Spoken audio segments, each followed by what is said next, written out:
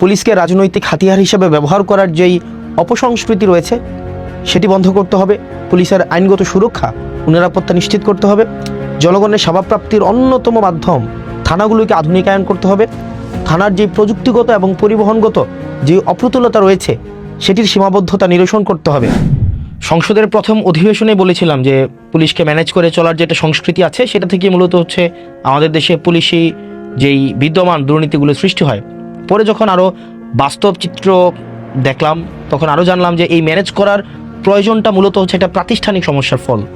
তো সেই জায়গা থেকে পরে আরও খোঁজ নিয়েছি এবং সবচেয়ে অ্যালার্মিং বিষয় কি জানেন, যখন খুন ও ডাকাতির মতো এই স্পর্শকাতর বিষয়গুলোর মামলা হয় এবং সেই মামলাগুলোর তদন্তের জন্য একটা তদন্ত কর্মকর্তার বরাদ্দ থাকে মাত্র 6,000 টাকা। এবং আরও বিষয় হচ্ছে এই 6,000 টাকা খরচ করার জন্য একাধিক কর্মকর্তাও বদলি হয়। তো দেখা যায় একাধিক কর্মকর্তা বদলি হচ্ছে, কিন্তু ওই 6,000 টাকাই কিন্তু আসলে বরাদ্দটা থেকে যাচ্ছে। তো আরও উদ্বেগের একটা বিষয় আছে। আমরা জানি যে আমাদের দেশ থেকে প্রত্যেক বছর বিপুল পরিমাণ অর্থ বিদেশে পাচার করা হয়েছে এবং এখনও পর্যন্ত বিভিন্ন সময়ে এই ধরনের ঘটনাগুলো ঘটে থাকে। এই অর্থ পাচার সম্পর্কিত যেই মামলাগুলো রয়েছে সেগুলোর তদন্তের জন্য একজন কর্মকর্তাকে মাত্র 3,000 টাকা হচ্ছে আপনার বরাদ্দ দেওয়া হয়। তাহলে এই 3,000 টাকা বা 6,000 টাকার মধ্য দিয়েই তদন্ত সংশ্লিষ্ট কার্যক্রমগুলোই হচ্ছে সম্পন্ন করতে হয় এই সরকারি যারা এএসআই আছে বা এসআই আছে বা তদন্ত কর্মকর্তা আছে তাদেরকে। সমস্যাটা বা বিপত্তিটা বাধে যেখানে সেটি হচ্ছে যে আপনি যখন দেখবেন একটা কর্মকর্তা যখন তদন্ত সংশ্লিষ্ট একটা জায়গায় সে কোনো একটা জায়গায় 4-5 বার যায় তখনই দেখা যায় এই অর্থ শেষ হয়ে যায়। তো এই বাকি অর্থটা একটা তদন্ত কর্মকর্তা কোন জায়গা থেকে এসে সংগ্রহ করে, এই সংগ্রহ যে জায়গা থেকে করে এটা নামই হচ্ছে ম্যানেজ করা। সে ম্যানেজ করে নেয়। সে কোন জায়গা থেকে ম্যানেজ করে নেয়? সে যে বাদী থেকে ম্যানেজ করতে হয়, অথবা যে বিবাদী থাকে তার থেকে ম্যানেজ করতে হয়, সাক্ষী থেকে ম্যানেজ করতে হয়, তাকে বিভিন্ন প্রক্রিয়ায় সেই বিষয়গুলো ম্যানেজ করতে হয়। এবং অনেক পুলিশ সদস্যদের কাছে যখন আমরা কথা বলেছি তখন আমরা শুনেছি মামলার কাজে আদালতে যে যাতায়াত হয় অথবা সাক্ষী প্রদানের জন্য কিংবা তদন্ত সংক্রান্ত বিভিন্ন বিষয়ে পর্যবেক্ষণের জন্য যে খরচগুলো হয় সেগুলোর জন্য কিন্তু সরকারি কোনো বরাদ্দ থাকে না। ফলে এসব প্রত্যেকটা ব্যয় এই তদন্ত কর্মকর্তাদের প্রত্যেকের নিজস্ব বেতন থেকে বহন করতে হয়।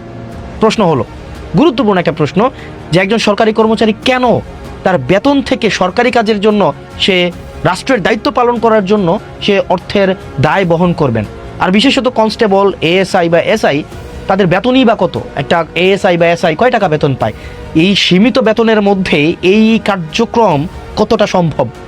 সুতরাং আমি যদি এই বিদ্যমান সমস্যাটা রেখে আমি যদি একটা তদন্ত কর্মকর্তার কাছ থেকে স্বচ্ছতা প্রত্যাশা করি তাহলে সেটা এক ধরনের হিপোক্রেসি। অর্থাৎ আমার এই বিদ্যমান ব্যবস্থাটাই একটা তদন্ত কর্মকর্তা, পুলিশের এএসআই, এসআই, কনস্টেবলকে দুর্নীতির দিকে, যেটাকে আমরা একটা একাডেমিক শব্দে বলি ম্যানেজ করার দিকে ঠেলে দেয়।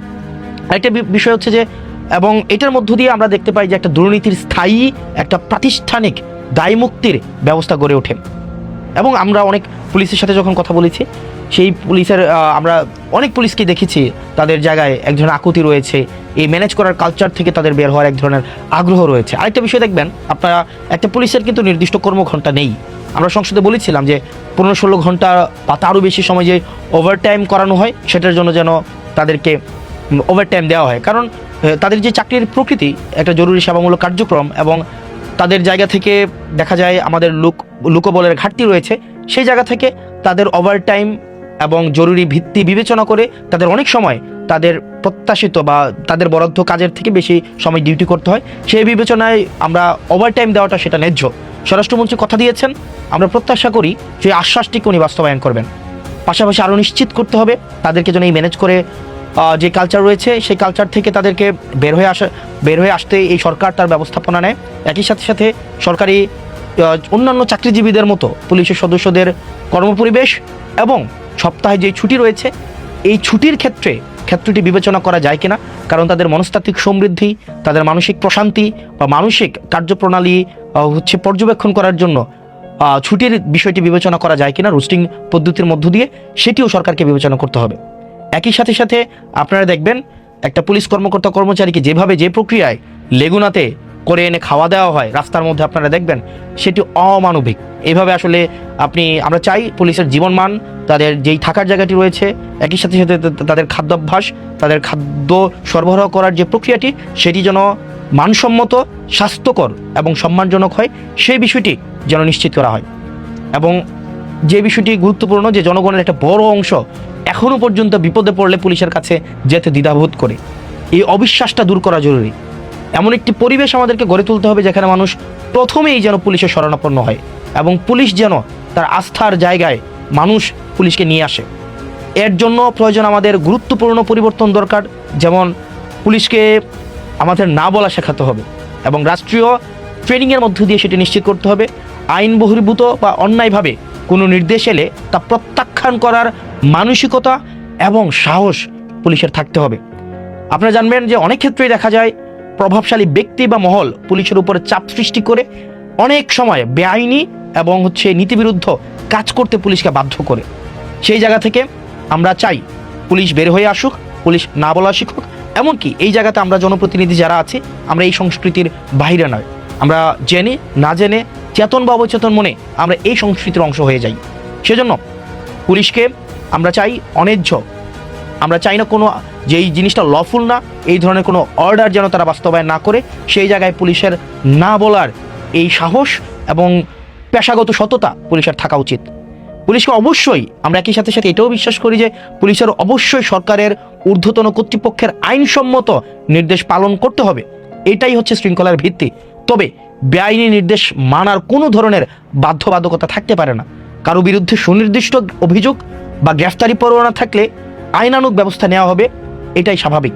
কিন্তু আইনের বাইরে গিয়ে কাউকে বাসা থেকে তুলে নিয়ে আসা হবে, গ্রেফতার করা হবে, গুম করে ফেলা হবে, সেটি কখনোই গ্রহণযোগ্য হতে পারে না। এই অবস্থান যদি আমরা পরিবর্তন করতে চাই, তাহলে পুলিশি সদস্যদের, প্রত্যেকটা সদস্যদের আইনি সুরক্ষা নিশ্চিত করতে হবে এবং সেটির জন্য আমাদের রাজনৈতিক ঐক্যমত্য প্রয়োজন আছে। এই অবস্থান অবশ্যই পুলিশ যাতে বেআইনি আদেশ প্রত্যাখ্যান করার ফলে কোনো ধরনের আইনি জটিলতার মধ্যে না পড়তে হয়, কোনো ধরনের হয়রানির শিকার যেন কোনো পুলিশ সদস্যকে না হতে হয়, সেই বিষয়টি ওই সরকারকে নিশ্চিত করতে হবে। একই সাথে সাথে এটিও নিশ্চিত করতে হবে মেধা ও যোগ্যতার ভিত্তিতেই পুলিশের পদায়ন ও পদোন্নতি যেন নিশ্চিত হয়, সেটিও সরকার যেন নিশ্চিত করে। পুলিশের পেশাগত স্বাধীনতা ও আইনি সুরক্ষা নিশ্চিত করা এটা আমাদের সবার অঙ্গীকার। আমরা চাই পুলিশ স্বাধীন এবং সুরক্ষিতভাবে তার পেশাদারি ভূমিকা পালন করুক। আমি একজন জনপ্রতিনিধি হিসেবে আমি যখন মাঠ পর্যায়ে কাজ করতে যাই, আমরা দেখি রাষ্ট্রের পলিসি বাস্তবায়ন করার ক্ষেত্রে পুলিশের ভূমিকা ফিল্ড লেভেলে অনস্বীকার্য। তো সেই জায়গা থেকে এই যে আমরা পুলিশ সংস্কার কমিশনের কথা বলছি, এটি শুধুমাত্র পুলিশের শুধু নিরাপত্তা দেওয়ার জন্য নয়, এটি শুধুমাত্র পুলিশের অধিকার যথাযথ বাস্তবায়ন করার জন্য। পুলিশ যদি জনগণের হতে চায়, আমরা চাই না পুলিশ কোনো দলের হোক, পুলিশ কোনো সরকার দল, বিরোধী দল, পুলিশ কোনো এই ধরনের দলদাস হিসাবে পুলিশ তার কার্যক্রম পরিচালনা করুক, সেটা আমরা কখনোই চাই না। আমরা চাই পুলিশ জনগণের হয়ে উঠুক। সেই জায়গা থেকে আমরা কিছুদিন আগে একজন পুলিশ কর্মকর্তার যে ধরনের বক্তব্য আমরা শুনেছি, সেটি পুলিশের, আমি বিশ্বাস করি বা আমরা যখন পুলিশের সাথে কথা বলি, অধিকাংশ পুলিশের মনস্তত্ত্ব বা পেশাগত যেই দায়িত্ববোধ, সেই পুলিশ কর্মকর্তার অবশ্যই বক্তব্যের সাথে সাযুজ্যপূর্ণ না। তো সেই জায়গা থেকে আমরা চাই পুলিশকে আধুনিক, যুগোপযোগী এবং জনগণের পুলিশে যদি আমরা রূপান্তর করতে চাই, তাহলে পুলিশের যে সেবাগুলো রয়েছে সেগুলোকে নিশ্চিত করতে হবে, কাঠামোগত পরিবর্তন করতে হবে, তাদের আইনি সুরক্ষা নিশ্চিত করতে হবে এবং দিন শেষে তাদেরকে না বলা শেখাতে হবে।